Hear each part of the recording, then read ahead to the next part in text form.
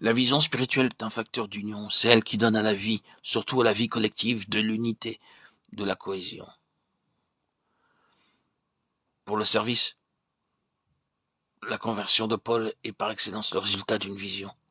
Son avancement spirituel également est le résultat d'une révélation plus complète. Quant à son ministère, écoutez-le, il plut à Dieu de révéler en moi son Fils afin que je l'annonçasse. Enfin, pour ce qui concerne la consommation du salut, la déclaration est formelle. Nous serons semblables à lui parce que nous le verrons ici, tel qu'il est.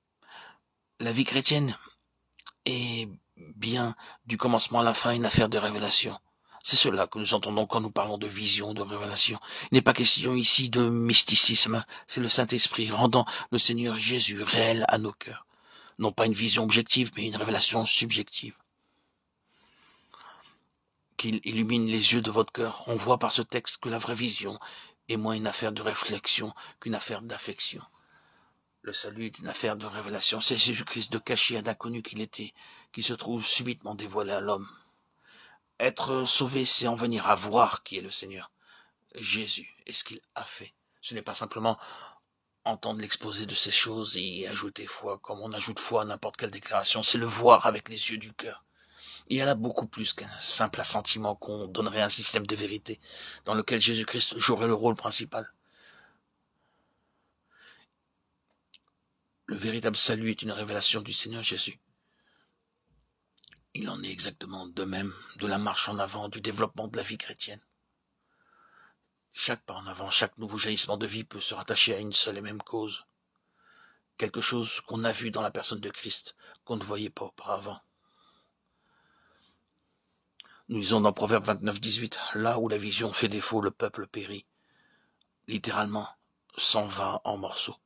Il suffit de se reporter au jour d'Élie pour réaliser à quel point cette remarque est vraie. Faute de vision, 1 Samuel 3, Israël se trouve dans un état qui touche à la désagrégation. La nation a perdu son assise. Elle a perdu sa force. Elle a perdu même son témoignage. L'arche de l'alliance. Elle est chez les Philistins. L'unité du peuple est partout compromise. La vision spirituelle est une puissance d'unification et d'affermissement. Où est le secret de cette merveilleuse communion fraternelle dont l'Église primitive nous donne le spectacle? Il est tout entier là. Ils avaient tous une révélation du Seigneur Jésus-Christ. Ils ne se livraient pas à des controverses doctrinales et ils ne prenaient pas la décision héroïque de ne jamais faire mention des points sur lesquels ils divergeaient d'opinion. À quoi bon? Quand c'est le cœur qui est pris, parce que le Seigneur, lui, est apparu, on ne tarde pas à voir se rapprocher les éléments épars du peuple de Dieu. Et il y a une grande force là. Voyez ces premiers chrétiens, parce qu'ils ont tous vu quelque chose que les autres ne voyaient pas. Ils sont devenus une puissance telle que désormais, le monde doit compter avec eux.